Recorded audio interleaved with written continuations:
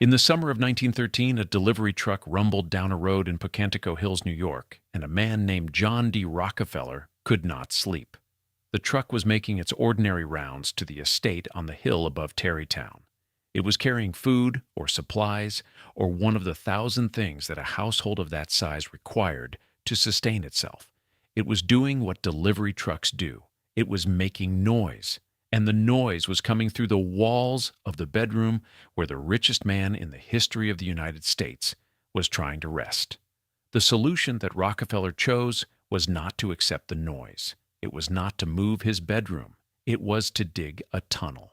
Workers excavated a passage beneath the grounds of the estate, long enough, deep enough, substantial enough to redirect the entire delivery route underground, away from the surface, away from the ears of the man in the bedroom above. The trucks vanished from sight. The noise disappeared. The estate continued to receive its deliveries, its food, its supplies, its steady flow of necessities. And the man who needed silence heard nothing but the Hudson Valley air and the sound of his own careful thoughts. This is where the story of Kykuit begins, not with the 40 rooms or the 6 stories or the Picassos in the basement or the Warhols behind the secret door. It begins with a tunnel. It begins with the understanding that if something inconvenient exists, noise, scrutiny, competition, the ordinary friction of a world that does not organize itself around your preferences, you do not endure it. You route it underground. You make it invisible. You continue as though it never existed at all. The Rockefeller family has been building tunnels in one form or another for 150 years. Some of them are literal. Some of them are architectural. Some of them are legal. Some of them are the kind that are dug in the dead of night inside federal archives in the form of documents expurgated from the public record before a researcher's eyes ever reach them. They are all the same tunnel. They are all the same impulse. They all serve the same purpose. This is the story of what is behind the walls of Kykuit. It is the story of what the tunnels were built to hide. And it is the story of a family that understood from its very beginning that the distance between power and accountability is exactly as wide as you are willing to make it, and that the first thing you build when you have enough money is the wall. Before we go any further, drop your city in the comments. And if you want to keep hearing the stories that the powerful would prefer to stay in the archives, hit subscribe. It costs you nothing.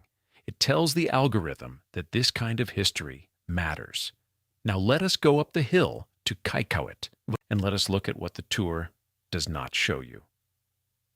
The estate sits on the highest point in Pocantico Hills, 25 miles north of New York City, on a ridge above the Hudson River that on a clear day offers a view of the Manhattan skyline to the south and the Palisades to the west. The Dutch settlers of the region called this kind of vantage point a Kykuit, a lookout. The word stuck. It is also, depending on how you read it, a description and a warning. From this hill, you can see everything. From this hill, you can see everyone who is coming. John D Rockefeller began buying land in the area in 1893. He did not announce himself. He was already by that point the most powerful industrialist in the United States, the founder and controlling force of Standard Oil, a company that by 1880 controlled 90% of the nation's oil refining capacity. He had done this quietly, systematically, and through methods that his critics and eventually the United States Supreme Court would characterize as monopolistic, predatory, and in violation of the Sherman Antitrust Act. He had made himself rich in the particular way that the Gilded Age permitted, by eliminating competition, by bribing legislators, by striking secret deals with railroads that gave Standard Oil freight rates unavailable to any of its rivals, by buying out competitors who did not know they were being bought by Standard Oil because Rockefeller had disguised the acquisitions behind other company names. His biographer, Ron Chernow, working from unrestricted access to the Rockefeller papers, described the scale of what Standard Oil achieved. At its peak, the company controlled not just refineries, but pipelines, terminal facilities, and distribution networks. Its intelligence operation, the men sent to learn the business dealings of competitors before Rockefeller moved against them, operated with the efficiency and the secrecy of an institutional intelligence service. When a competitor was identified as a target, Standard Oil would cut prices in that market below cost, sustain the losses, drive the competitor out, and then raise prices to recover. The operation was systematic. It was concealed.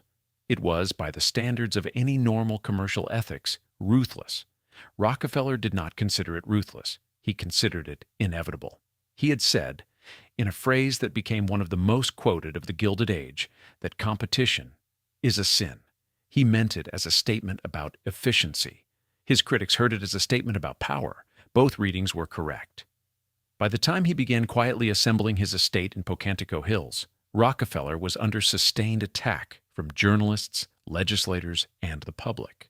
Ida Tarbell, whose father's oil business had been destroyed by Standard Oil's practices, had been working for years on the investigation that would become her landmark series in McClure's magazine, and then her book, The History of the Standard Oil Company, published in 1904. It was, by any measure, one of the most devastating works of investigative journalism ever produced in the United States. It named names. It quoted documents. It described the mechanisms of the monopoly in detail so precise and so damning that no subsequent defense of Rockefeller's methods has ever fully recovered from it. Tarbell was working on the information she had. She did not have access to what Rockefeller kept at Pocantico Hills.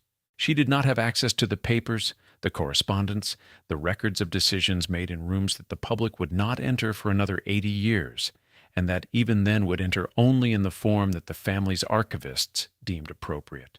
She had her reporting, the family had its tunnels, and from the tunnel's vantage, the calculus was straightforward. You build the house on the hill, you route the trucks underground, you surround the grounds with imported Italian trees so the people of Tarrytown and Sleepy Hollow cannot look upon what you have built.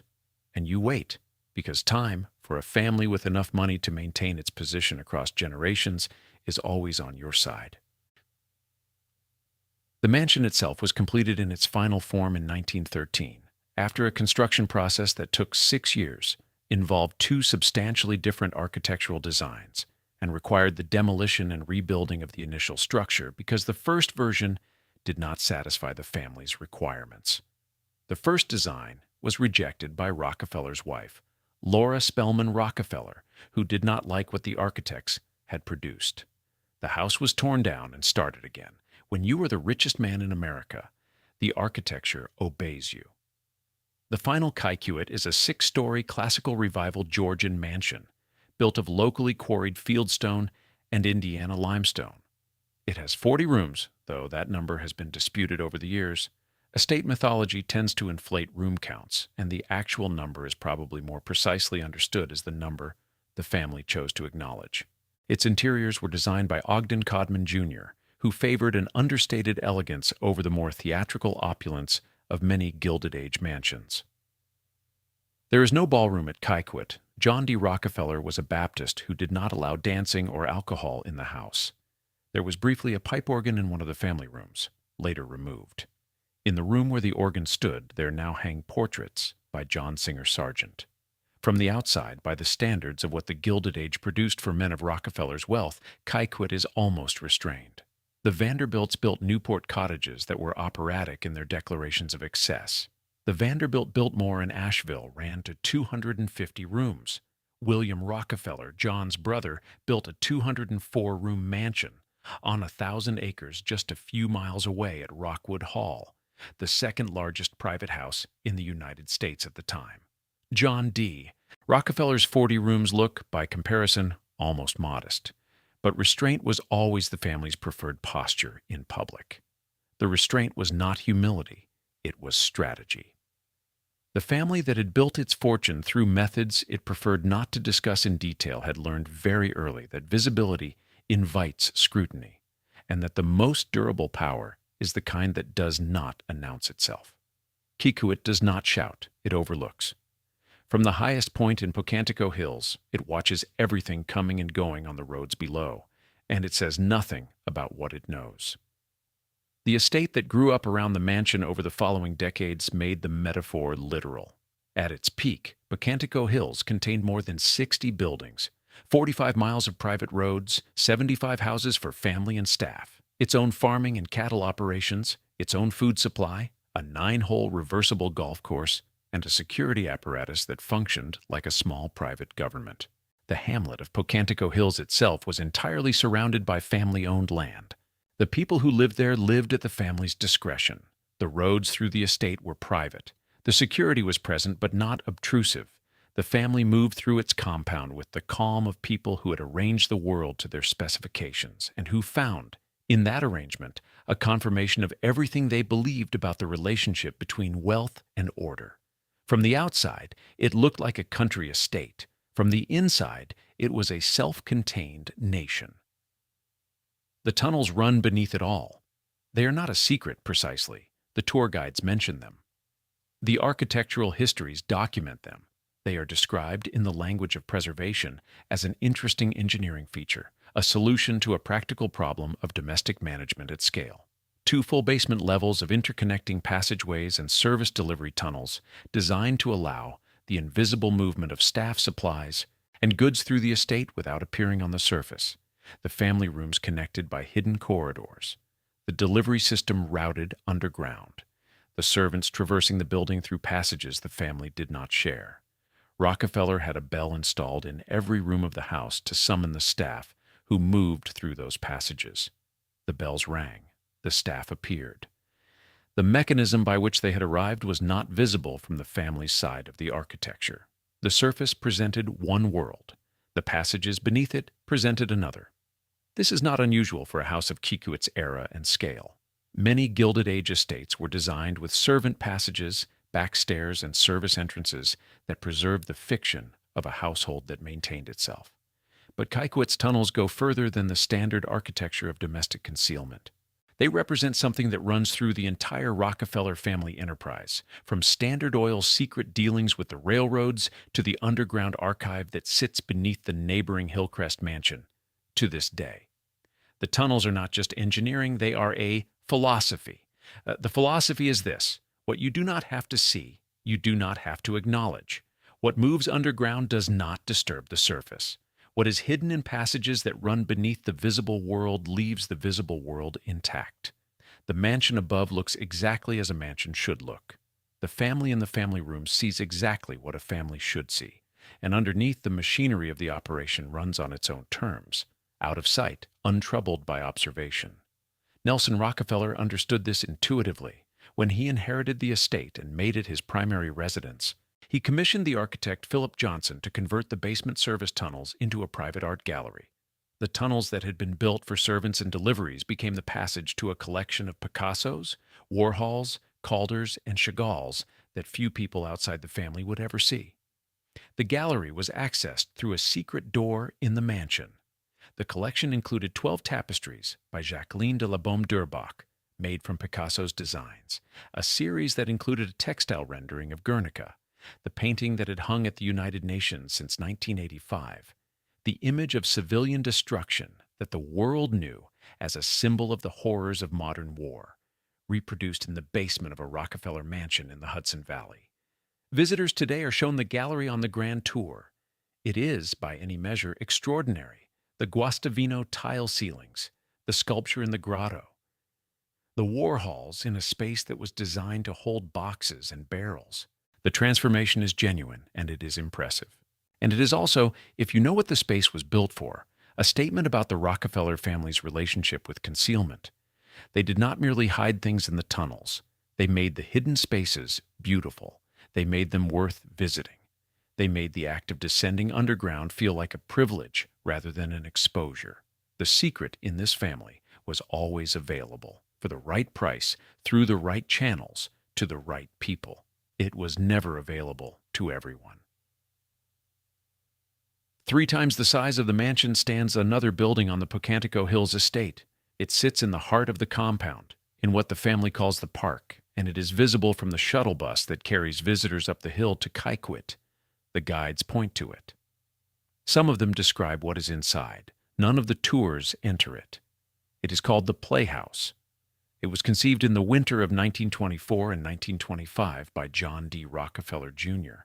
and his wife Abby as what they described as a safe, out-of-the-public-eye recreation center for their 6 children. That was the stated purpose. The building that was constructed to serve that purpose has 2 bowling alleys. It has an indoor swimming pool with 4 lanes and a mosaic tile ceiling hung with ornamental chandeliers. It has an indoor tennis court and 2 outdoor tennis courts and a squash court and a basketball court and a billiards room and a gymnasium and men's and women's locker rooms and dining rooms and living rooms and a reception hall and numerous period fireplaces. The grand living room on the upper floor is oak-paneled, 40 feet long, with massive fireplaces at each end and 16th century French limestone sculptures above the mantelpieces. John D Rockefeller Jr. carved the letter J into the oak paneling on the upper east wall and an A for Abby on the opposite end. The first initials of their 6 children, Abby, John, Nelson, Winthrop, Lawrence, and David, were etched into the plaster ceiling surrounding the chandelier, while portraits of all 8 family members hung on the walls. This building, which is larger than 3 ordinary large houses stacked together, was built as a private playground for children. It was completed in 1927 and expanded twice, first in 1938 with the addition of the indoor tennis building, and again in 1955 when Nelson oversaw the construction of an outdoor pool with cabanas, an outdoor kitchen, and an ice cream parlor. The playhouse is still owned by the Rockefeller family. The tours do not enter it. The shuttle bus passes it, and the guides describe it, and the visitors look at it through the glass. It remains private. It remains family property. In an estate that has been donated to the National Trust for Historic Preservation and open to the public, the building that is 3 times the size of the main mansion stays closed. What happens inside the playhouse is a matter of the family's private business. Starting in 1940, the 5 brothers, Nelson, John, David, Lawrence, and Winthrop, gathered there regularly after Sunday dinners to discuss their philanthropic activities and their shared interests. As Nelson rose to political prominence as governor of New York, the playhouse expanded its function. The family held political gatherings there. The Governor's Club cocktail parties, attended by more than 800 contributors to the New York State Republican Party, were hosted in its rooms. Important family meetings were held in the playhouse. The meetings where the strategy of one of the wealthiest and most politically influential families in 20th century America was discussed. Happened not in boardrooms that could be subpoenaed, not in offices that came with disclosure requirements, but in a private building on a private estate surrounded by private land in a hamlet that was itself surrounded by family property. The discussions that happened in the playhouse are not part of any public record. They happened in a room that the public has never entered, and they will stay there. The shuttle passes it. The guides describe it. The visitors look through the glass. Henry Kissinger's cabinet documents were delivered to the Pocantico Hills estate during his tenure as National Security Advisor and Secretary of State. This is a documented historical fact. It appears in Walter Isaacson's biography of Kissinger and in Seymour Hersh's reporting on the Nixon White House. Nelson Rockefeller and Henry Kissinger had a relationship that predated Kissinger's rise to national prominence. Kissinger had worked for the Rockefeller Brothers Fund on strategic studies in the 1950s and had been closely associated with Nelson's repeated attempts to win the Republican presidential nomination. When Kissinger moved into the highest levels of government power, he maintained his connection to the Rockefeller family. Documents relating to the conduct of American foreign policy were brought to Pocantico Hills. The conversations that happened in those rooms on that hilltop in Westchester County shaped, in ways that are still being documented and debated by historians, the course of American foreign policy in Southeast Asia and the Middle East and across the Cold War theater. Those conversations happened in the playhouse, or in the rooms of Kykuit itself, or in one of the dozens of buildings on the estate that the public does not see and the tour does not visit. They happened behind the trees that Rockefeller had imported from Italy a half-century earlier, specifically so that the people of Tarrytown could not look upon the estate from the road. The conversations that helped determine where American bombs would fall and which government's American policy would support and which it would undermine happened in rooms designed to be invisible from the outside. The documents from those conversations are now in the underground archive beneath the Hillcrest Mansion, 3 stories deep, temperature-controlled, shelves on rails, 10 full-time archivists, and partially sealed. The Rockefeller Archive Center was established in 1974. It sits beneath the Hillcrest Mansion, a 32-room house that was built for Martha Baird Rockefeller, the second wife of John D. Rockefeller Jr., who commissioned it and collaborated with its architect on the designs, and then died before she ever stayed in it. The property passed to the Rockefeller Brothers Fund at her death in 1971. 3 years later, 2.5 floors of archival storage were constructed below the existing residence, temperature and humidity controlled, built for permanence. The Archive Center opened its doors in 1975. It now holds an estimated 100 million documents, 70 million pages, 4,500 reels of microfilm, 5,000 moving images, 750,000 photographs. The collections of 42 scientific, cultural, educational, and philanthropic organizations. 150 years of Rockefeller family papers. The correspondence of 4 generations of one of the most powerful and consequential families in American history, from John D. Rockefeller's first oil investments in the 1860s through the philanthropy and politics and public life of his children and grandchildren and their children in turn.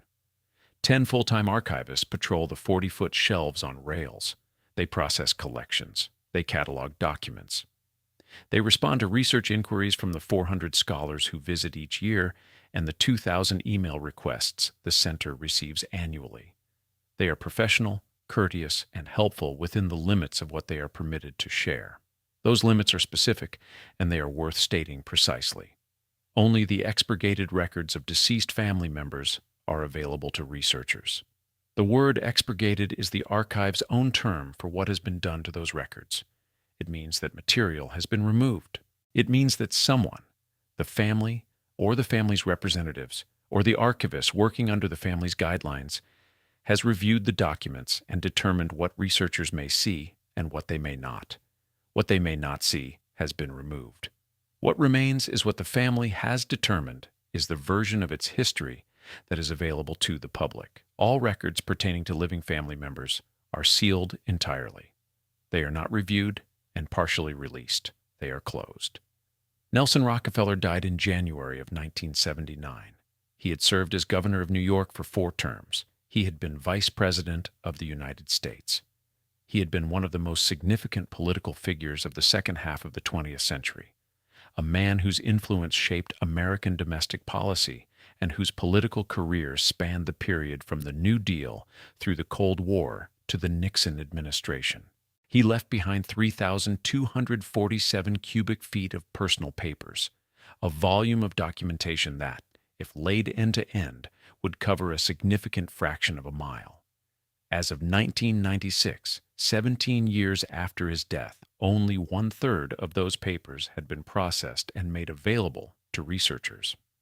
The researcher who documented this, Carrie Reich, who wrote what is considered the most comprehensive biography of Nelson Rockefeller, noted that it would be many years before the remaining papers were open to the public. That was nearly 30 years ago.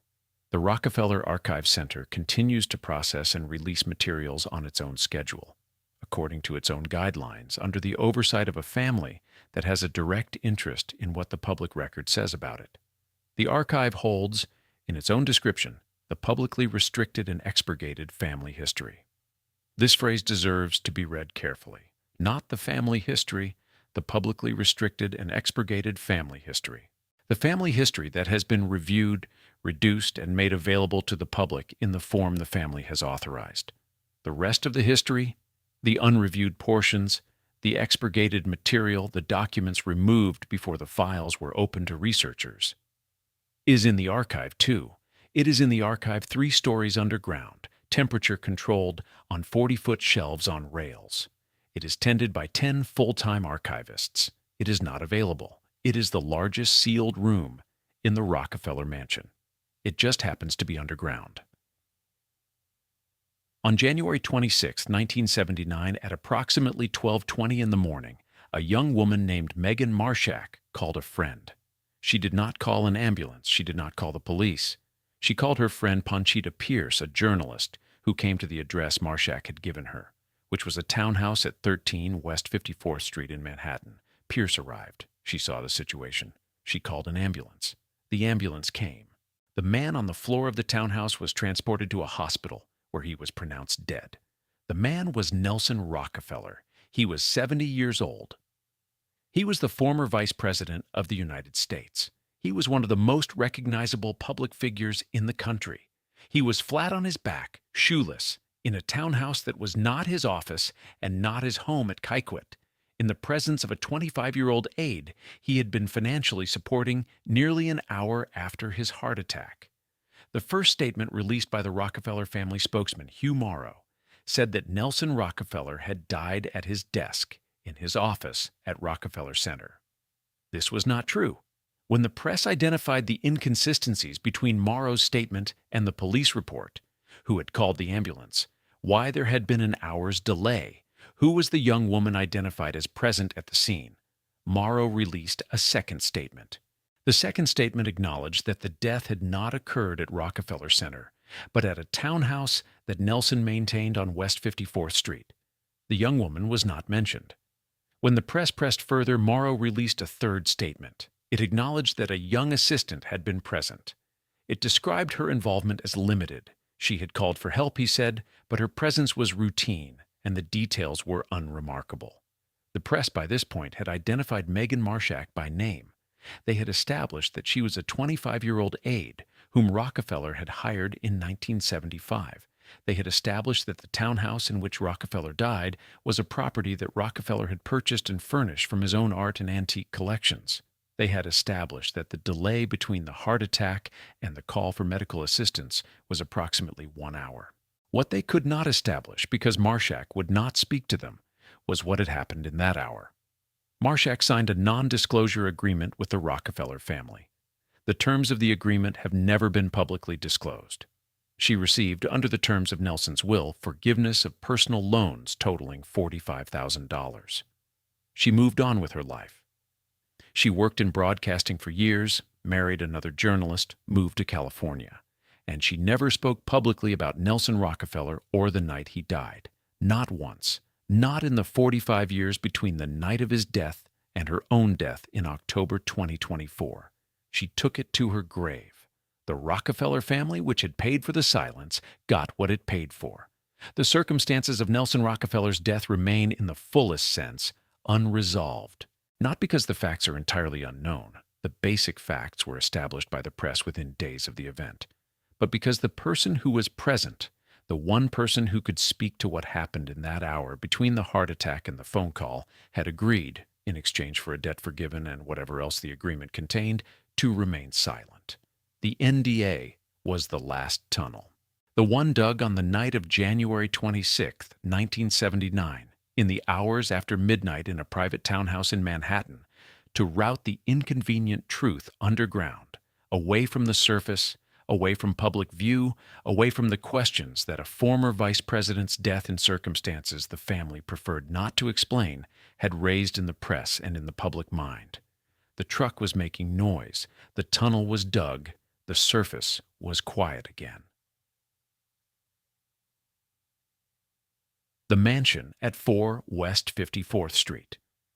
The original Rockefeller family home in New York City, which John D Rockefeller Sr. occupied from 1884 until his death in 1937, was demolished in 1938.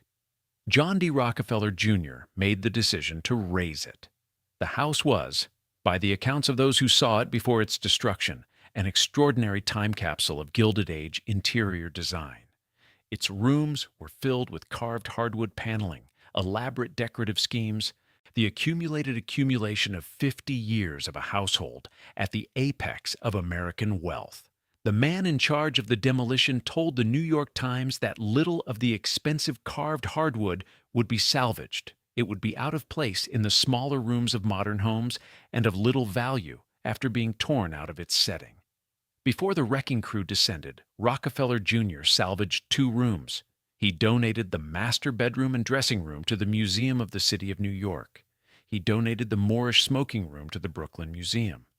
These rooms were removed intact, piece by piece, and reinstalled in the museums as period installations. Archaeological evidence of a domestic world that was about to cease to exist.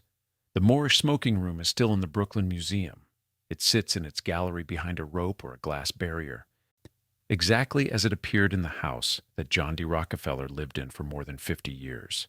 The carved woodwork, the ornate ceilings, the atmospheric darkness of a room designed for men to smoke and talk and conduct the affairs that men of that class conducted in rooms without women. But the master bedroom and dressing room donated to the Museum of the City of New York are not currently on display. The museum's collections include objects and installations from Gilded Age domestic life, but the Rockefeller rooms have not been permanently exhibited. They exist in the museum's collection. They are not, in the public sense, accessible. And the rest of the house, the staircase, the library, the drawing rooms, the dining room, the kitchen, the servants' quarters, the full accumulated physical record of what it looked like to live as the richest man in America at the height of the Gilded Age, is gone. It went into the rubble of a Manhattan demolition in 1938. What happened to the papers, the personal effects, the domestic records of 50 years of that household? Where they went, what was kept, what was destroyed, is a question for the archivists 3 stories underground in Pocantico Hills, the ones who patrol the shelves on rails and release the history they have been authorized to release. What Rockefeller Jr. built on the lot where his father's house had stood was the Museum of Modern Art. He had been involved in founding MoMA since 1929. His wife Abby was one of its 3 founding organizers. The museum rose on the grounds where his father had lived and built a fortune and done the things that Ida Tarbell had documented and that the Supreme Court had ruled illegal, and that the family had, over the following decades, worked systematically to move from the category of scandal into the category of history. The house came down. The museum went up. The modern replaced the gilded. The public building replaced the private one. And somewhere in the process, the record of what the private building had contained was selectively preserved. 2 rooms to the museums, the rest to rubble, and the papers to an archive 3 stories underground, where the expurgated version of the family history waits on its temperature-controlled shelves for the researchers who are permitted to see it. The Standard Oil Company was declared an illegal monopoly by the United States Supreme Court in May of 1911. The court ordered it to be broken up into 34 separate companies. John D. Rockefeller owned 25% of Standard Oil's shares at the time of the dissolution. Each of the 34 successor companies received a portion of Standard Oil's assets. The shares of those companies were distributed among Standard Oil's stockholders. Rockefeller received 25% of each one. The dissolution of the monopoly, which the court intended as a remedy for the illegal concentration of economic power, had the practical effect of making Rockefeller substantially wealthier than he had been before it. Within a year of the court's order, the value of the successor companies had roughly doubled. By 1913, Rockefeller's fortune was estimated at $900 million, a figure representing approximately 3% of the entire United States gross domestic product. 3% of the country's annual economic output. No individual has achieved that ratio before or since. The lesson of the Standard Oil dissolution was not lost on the family. The government could break up the company. It could not undo the wealth the company had created. The structures by which that wealth was managed and deployed, the trusts, the foundations, the philanthropic organizations, the political relationships, were durable in ways that a single corporate entity was not. The family that had built its fortune on a method of operating that the highest court in the land had declared illegal had by the time of the dissolution already developed the institutional architecture it needed to survive that declaration and continue. The philanthropies came next. The Rockefeller Foundation, established in 1913, received funding of $100 million, the largest charitable donation in American history to that point. The General Education Board, the Rockefeller Institute for Medical Research, the University of Chicago, the restoration of Colonial Williamsburg, the development of Rockefeller Center. The list of institutions the family funded in the decades following the dissolution of Standard Oil reads like a comprehensive atlas of American cultural, educational, and scientific life in the 20th century. The giving was real. The institutions that the money built are real. They exist and they matter. They also, not incidentally, transform the public narrative about the Rockefeller family. The man who had controlled 90% of American oil refining through methods a Supreme Court majority had characterized as unreasonably restraining trade became, in the public memory, the man who built the University of Chicago and funded the eradication of hookworm in the American South. The family that had earned its fortune through methods its contemporaries called the most cruel and grasping monopoly that ever fastened upon a country became the family that founded the Museum of Modern Art and commissioned Matisse and Chagall windows for the church in Pocantico Hills, and housed Picassos in a tunnel beneath the Hudson Valley estate. The tunnel was always the method. Sometimes it ran under the ground, sometimes it ran through a foundation charter, sometimes it ran through the conversion of a robber baron's reputation into a philanthropist's legacy. It was always the same gesture: root the inconvenient thing underground, present the clean surface to the public, and continue. The family's political ambitions were the most visible expression of what the fortune had been built to accomplish. John D. Rockefeller Jr.'s sons occupied at various points in the mid-20th century positions of political and economic influence that would have been impossible to map onto a single family in any democratic country that was serious about the separation of wealth from power. Nelson Rockefeller was governor of New York for 4 terms, ran for the Republican presidential nomination 3 times, and served as Vice President of the United States. David Rockefeller was chairman of Chase Manhattan Bank and one of the most influential figures in American and global finance for more than 5 decades. Meeting with heads of state and central bank governors as a matter of routine, presiding over international economic organizations, and serving as an informal but consequential node in the network of relationships between American capital and American foreign policy. Winthrop Rockefeller was governor of Arkansas. John D Rockefeller III chaired the Rockefeller Foundation and shaped American and international cultural and philanthropic policy. Lawrence Rockefeller was a conservation leader who shaped American environmental policy through his relationships with multiple presidential administrations. 5 brothers, each one operating at the highest levels of power available to them, each one bringing to those levels of power the resources, the connections, the institutional backing, and the strategic patience of a family that had been accumulating influence for 3 generations. They met regularly starting in 1940 in the Playhouse at Pocantico Hills after Sunday dinners, in rooms that were not subject to public disclosure. What was decided in those rooms informed the public positions those 5 men took in the decades of their greatest influence, the discussions they had about their philanthropic activities and their shared interests. Discussions that shaped the direction of hundreds of millions of dollars in annual giving, that positioned family members within the political structures they sought to influence, that coordinated the family's responses to the political and economic developments that affected their interests, are in the Archive Center, 3 stories underground, on the temperature-controlled shelves. Partially, the expurgated portions of those records are available. The rest is not. A researcher named Carey Reich, working on the definitive biography of Nelson Rockefeller, gained what he was told was unrestricted access to the Rockefeller papers. What he found, as he documented in his published account of the experience, was that 17 years after Nelson's death, only 1/3 of the relevant papers had been processed. The implication of this finding, that a family controlling the pace at which its own history is released to researchers can, through the simple mechanism of slow processing, effectively control what historians are able to say about it for decades after the events in question, was not lost on the scholarly community that studies this period. You do not need to seal a room with a physical lock. You can seal it with a processing backlog. You can seal it with an expurgation. You can seal it with a non-disclosure agreement signed in the small hours of the morning in a townhouse in Manhattan. The result is the same. The room stays closed. The history stays underground. The shuttle bus leaves the visitor center at Phillipsburg Manor in Tarrytown and carries its passengers up the long, winding road to the estate.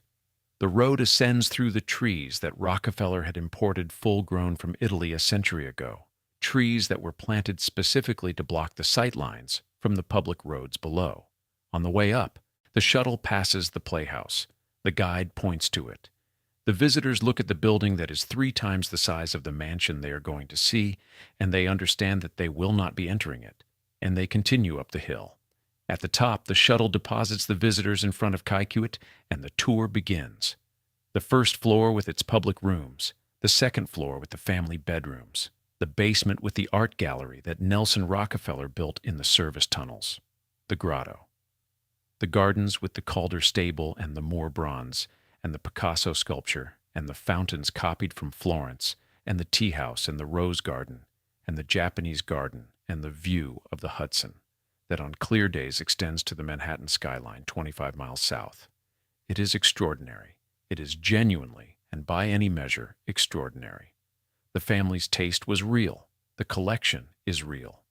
The beauty of the site is not manufactured. The tour delivers what it promises. What the tour does not deliver is the part of the story that is underground, the archive, the expurgated records, the sealed portions of a century and a half of family papers. The non-disclosure agreement signed by a young woman who was with a vice president when he died and who kept her silence for 45 years in exchange for $45,000 and whatever else the agreement specified.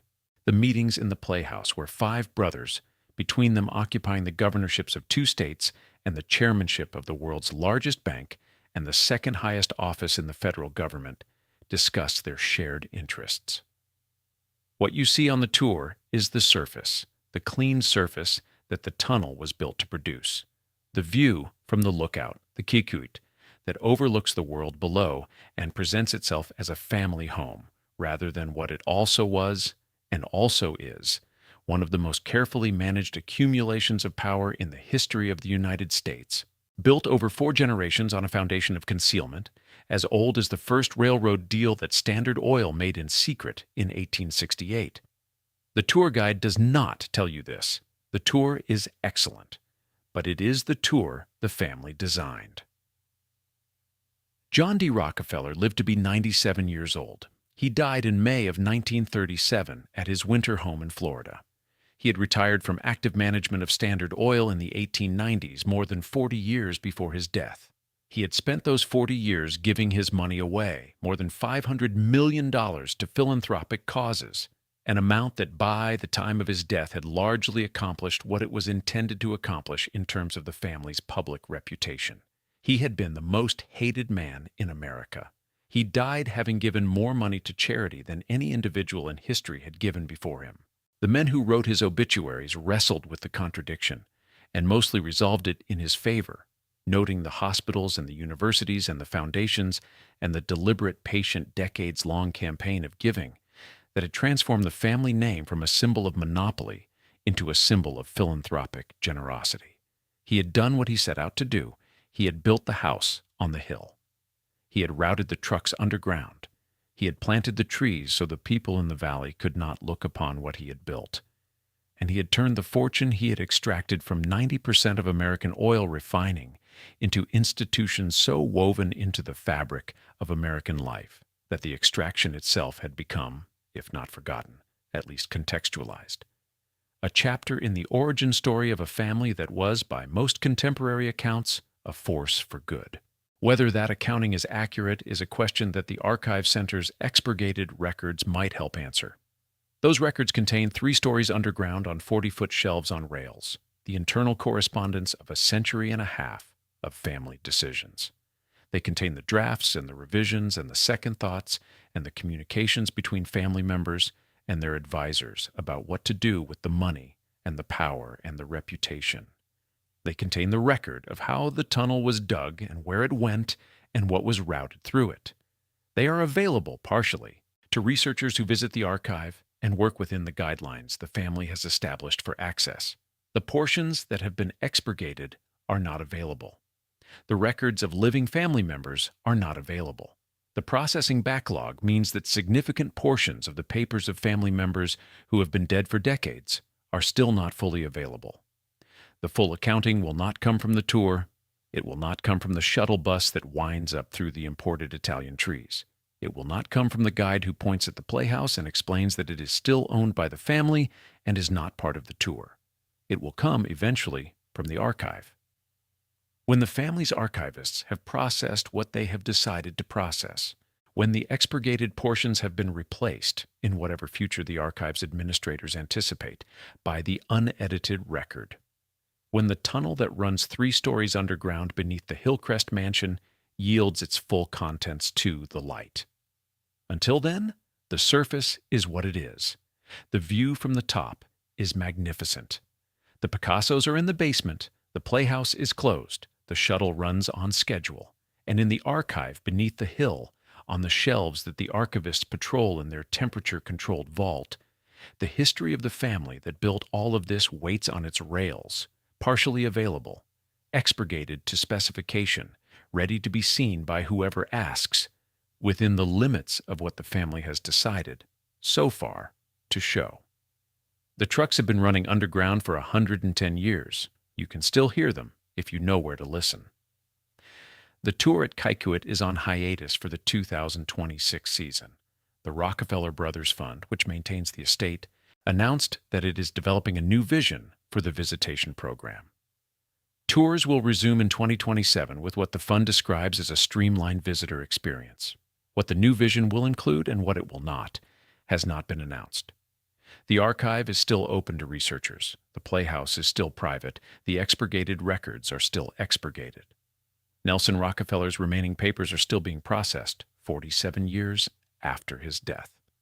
Megan Marshak died in October 2024 and took with her whatever she knew that the non-disclosure agreement had kept from the public record for 45 years.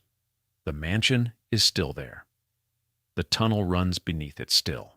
The trees that were planted to block the view from the road have had 100 years to grow. From the road below, looking up at the highest point in Pocantico Hills, you can see almost nothing through them. That was always the point. The Rockefeller family's relationship with the press is a study in the management of the distance between what is known and what is said. Ida Tarbell had understood this intuitively when she began her investigation of Standard Oil in the late 1890s. The company did not refuse to speak to her. It did something more sophisticated. It allowed one of its senior executives, Henry H. Rogers, to speak with her extensively, candidly, over a period of years, to give her access to the company's perspective on its own history in terms detailed enough to feel like genuine disclosure. What Rogers did not give her, because he could not, was access to the internal documents that recorded the actual mechanics of how the monopoly was built. She had his account. She did not have the contemporaneous record. The history she wrote was devastating anyway because Rogers was not careful enough, and because Tarbell was good enough to extract more from his account than he intended to give. But the strategy was sound in principle. You manage a journalist by giving them something. You give them the version of events you can control. You keep the uncontrolled version in the files. The Rockefeller Archive Center is in one sense the institutionalization of that strategy. It is not a refusal to disclose. It is a controlled disclosure. The family has spent 50 years processing its own papers, releasing them on its own schedule, in the form it has determined is appropriate to the researchers it has invited in. The resulting historical record is, by every measure, more comprehensive than almost any comparable family archive in the country. More accessible than most, better organized, better staffed, more generously funded. It is also edited, it is also expurgated, it is also partial in ways that the family controls, and that researchers cannot fully assess because the measure of what has been withheld is not available to those doing the measuring. A historian working in the Rockefeller Archive Center is working with the most comprehensive available record of the family's history. That historian is also working with the record that the family has decided to make available, processed at the pace the family has set, with the portions removed that the family has removed. The historian knows this. The Archive Center does not hide it. The word expurgated is in the Archive Center's own public description of what the holdings contain. The surface is clean, the archive is well lit, the shelves are well organized, and the expurgated material is 3 stories underground, waiting. In 1914, men who worked for the Colorado Fuel and Iron Company, a company in which the Rockefeller family held a substantial ownership stake, attacked a tent colony of striking miners and their families at a place called Ludlow, Colorado. The attack began before dawn on April 20th. The strikers' tents were set on fire. The miners and their families, roused from sleep, ran. Those who could not run were caught in the burning tents or shot in the open ground around them. When the smoke cleared, 21 people were dead. Among them were 2 women and 11 children, suffocated in a pit they had dug beneath a tent in which they had taken shelter from the gunfire. The Ludlow Massacre, as it came to be called, was the bloodiest single event in the history of American labor conflict. It produced congressional hearings, a federal investigation, and a national outcry that intensified the already substantial public hostility to the Rockefeller name. John D Rockefeller, Jr., who managed the family's business interests at the time, was called before Congress. He defended the company's labor policies. He expressed condolences for the deaths of the women and children. He did not admit wrongdoing. The Rockefeller Archive Center holds the family's records relating to the Ludlow Massacre. The researchers who have worked with those records have produced studies of the event and of the family's response to it. The records available to them include correspondence, internal reports, and documents relating to the aftermath of the massacre and to the industrial relations reforms that the family subsequently implemented under the guidance of the labor relations expert Mackenzie King, the same Mackenzie King who later became Prime Minister of Canada. The reforms were real. The union representation was denied. The men who carried out the attack on the tent colony were never criminally convicted of the deaths. What the available records do not include, what no researcher has been able to fully establish from the archive or from any other source, is the complete internal record of what the family knew, what it decided, and what it instructed in the months before the attack. The correspondence that would show, if it exists, what the family's role in the events leading to Ludlow was beyond the broad outlines that are already known. Those records, if they exist, are in the archive. In the portions that have been processed and released, or in the portions that have not yet been processed, or in the expurgated sections that have been removed before the files were made available to researchers. The tent colony burned on April 20th, 1914. The archive opened in 1975. The records are there. What is in them that has not yet been released is a question the archive has not answered. The 5 brothers who gathered in the playhouse after Sunday dinners beginning in 1940 dispersed over the following decades across the landscape of American power in ways that reflect both the deliberateness of the family's institutional thinking and the specific ambitions of each individual son. Nelson went to Albany and then to Washington. David went to Wall Street and then to the corridors of international finance, where central bankers and heads of state came to meet with him. Winthrop went to Arkansas, bought a farm on a mountain, modernized the state's agriculture, and became its governor. John went to the foundations and the cultural institutions. Lawrence went to conservation, eventually donating tens of thousands of acres to the public land system, becoming the most significant private land conservationist of his generation. Each of them operated with the resources and the institutional backing of the family's apparatus. The foundations, the financial structures, the network of relationships built across a century of accumulation. Each of them operated also with the discretion that the family had made structural. The Sunday meetings in the playhouse, the private discussions in the private building on the private estate surrounded by private land, the decisions made away from the disclosure requirements that governed the public roles those same men held. David Rockefeller's memoir, published in 2002, is a revealing document in its restraint. He describes in considerable and sometimes frank detail his career at Chase Manhattan, his meetings with foreign leaders, his role in various international economic initiatives. He describes the family, the estate, the philanthropies. He is within the limits of what a man of his background and training would consider appropriate for a published memoir. Candid. He is also selective. The selectivity is not surprising. What is in the memoir is what David Rockefeller chose to put there. What is not in the memoir is in the archive. When the archive finishes processing his papers and releases the portions it determines are releasable, and applies its expurgation standards to what it releases, the resulting record will be the record that the family's institutional framework has decided to make available. David Rockefeller died in 2017 at the age of 101. His papers are in the archive. The processing will take as long as it takes. There is a painting that hangs in one of the public rooms at Kykuit that tour visitors walk past on every tour without necessarily knowing what they are looking at. It is a landscape by John Singer Sargent. It depicts the fountain of Oceana that stands in front of the mansion, the fountain that is a replica of a fountain in Florence, Italy, the same fountain that Rockefeller had built at the entrance to his Hudson Valley estate as a gesture toward the European grandeur he had decided to borrow for his American compound. Sargent painted it with the technical mastery and the particular quality of light that made him the most sought-after portrait and landscape painter of the Gilded Age. The painting is, in one sense, a record of what Kykuit looked like in the early decades of the 20th century, a document of the physical reality of the estate as it was when Rockefeller was at the height of his wealth, and the house was new. It is, in another sense, a statement about how the family wished to be seen as patrons of the finest art of their era, as people whose taste was European and whose aspirations were toward a permanence and a culture that the crude American oil industry, from which the money had come, did not by itself supply. Sargent painted the fountain. He did not paint the tunnel beneath the road that the truck used to wake Rockefeller.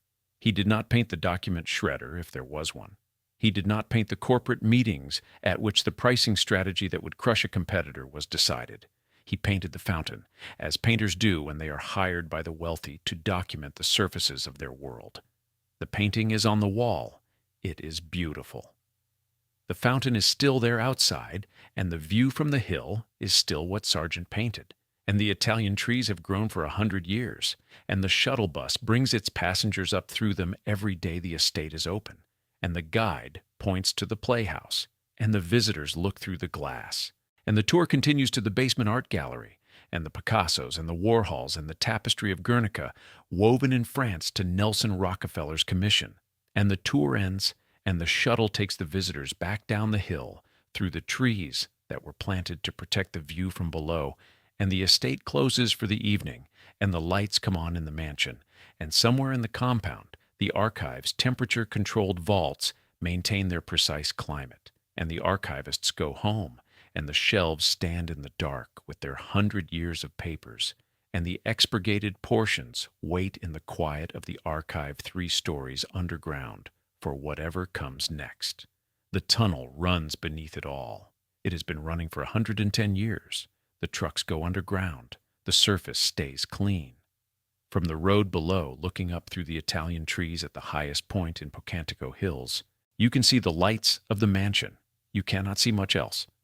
The family that built this place understood, from the beginning, that the distance between what is visible and what is real is exactly as wide as you are willing to build. And they were always willing to build. That was always the point. That was always the room they sealed. The thing about Kykuit that visitors almost universally notice, and that almost none of them think about afterward in the right way, is the restraint. For a house built by the richest man in American history at the moment of his greatest wealth, it is not what most people expect. The Vanderbilt cottages at Newport are theatrical. The Biltmore is a declaration of excess so complete it becomes a kind of honesty. Kykuit is 40 rooms of understated Georgian classicism, well-proportioned, careful, never reaching for effect. The interiors are beautiful but not overwrought. The art is extraordinary, but it is displayed with the quiet confidence of people who do not need to prove anything to anyone by their possessions. This restraint was deliberate, and it was strategic, and it was the most sophisticated thing the family ever built.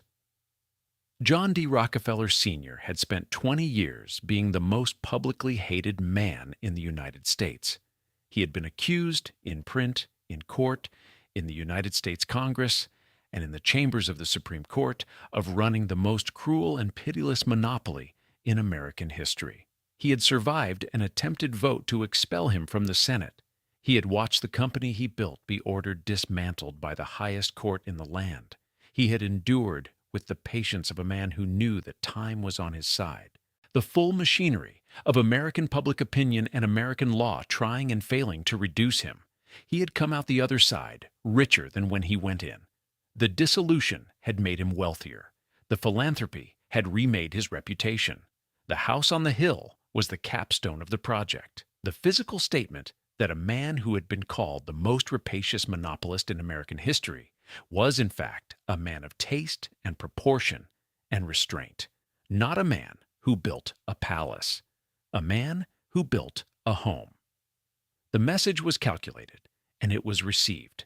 The house that people now visit and admire is the house that Rockefeller built to be admired. The restraint is the argument. The argument is that the man who lived here was not the man his enemies described. The house says, "I am not excessive. I am not crude. I built this with care and proportion and a regard for beauty. Look at the gardens. Look at the view. Look at the Sargent painting of the fountain in the public room. And while you are looking at the Sargent, the archive is 3 stories underground. And the playhouse is behind its glass, and the tunnel runs beneath the road. And the trucks that were rerouted underground to protect a rich man's sleep are still running, invisibly, through the machinery that has been managing the surface of this family's history for 150 years. The restraint is the argument. The argument is the tunnel. There are things about the Rockefeller family that cannot be found in the archive, not because they were hidden, but because they were simply never recorded. The texture of ordinary family life on the estate. The conversations over Sunday dinners before the brothers withdrew to the playhouse. The things that John D Rockefeller Sr. said to his children when the family gathered at Kykuit in the fall, when the leaves on the imported Italian trees were turning and the Hudson was going silver gray in the October light.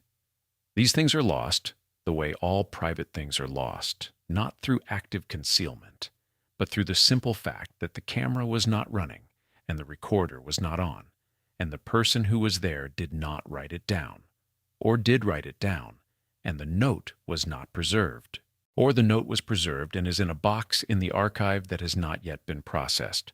What is lost to ordinary human impermanence and what is lost to deliberate expurgation are not the same thing. The first loss is universal. The second is specific to this family in this archive at this moment, in the ongoing process of deciding what version of its history it is willing to share. The distinction matters because the family's power to control its own historical record is not the same as the ordinary human inability to preserve everything. Other families of comparable wealth and influence have lost their records to fires, to floods, to the simple entropy of paper and ink over time. The Rockefeller Archive Center exists precisely to prevent those ordinary losses. 100 million documents preserved at precise temperature and humidity, cataloged and staffed and accessible within the limits that the family's framework permits. The ordinary losses have been prevented. What remains is the deliberate ones, the expurgated portions, the unprocessed boxes, the sealed records of living members, the NDA signed 45 years ago in a townhouse in Manhattan, carried by a woman who is now dead, its terms still undisclosed. These are not the losses of time. These are the choices of power. A visitor to the Kykuit estate who reads the description carefully before making the trip will encounter a phrase that appears in multiple sources describing the archive center. The phrase is the publicly restricted and expurgated family history. This phrase is not a criticism, it is a description. The Archive Center uses it matter-of-factly as a statement of what the holdings contain and what the access policies are. The publicly restricted and expurgated family history is what the center offers to researchers who come to study it. It is what has been made available after the portions that have not been made available have been removed. The phrase should stop every person who reads it. It should produce a specific question, which is, what is in the rest of it? Not what is in the expurgated portions of Nelson Rockefeller's papers. Specifically, though that question matters. Not what is in the unprocessed boxes of correspondence from the brothers' Sunday meetings, though that question matters too. The larger question is what a family that had the resources and the institutional apparatus to preserve 100 million documents across 150 years decided, after reviewing those documents, was not appropriate for the public record. The archive contains the history the family found releasable. The archive also contains, in the portions it has kept back, a different history, a history whose dimensions are not fully known because the measure of what has been withheld is, by definition, not available to the people who would measure it. This is not a conspiracy. It is an institutional arrangement that powerful families have maintained for as long as powerful families have existed. The Medici had their private archives. The Habsburgs had their state secrets. The Rothschilds have their family records. The Rockefellers have the Archive Center and its expurgated holdings, and its 10 archivists patrolling the shelves on rails 3 stories underground in Pocantico Hills. The difference in the American context is the scale of the family's public impact. The Rockefellers did not simply accumulate private wealth, they built institutions that shaped American public life. In medicine, in education, in the arts, in politics, in international relations. And they did so using wealth that a Supreme Court majority had determined was derived from illegal methods. The public impact of those institutions and the question of how they were built and what they were built to accomplish is a matter of legitimate public historical inquiry. The archive that holds the records of how those decisions were made is, in the portions it withholds, declining to answer that inquiry completely.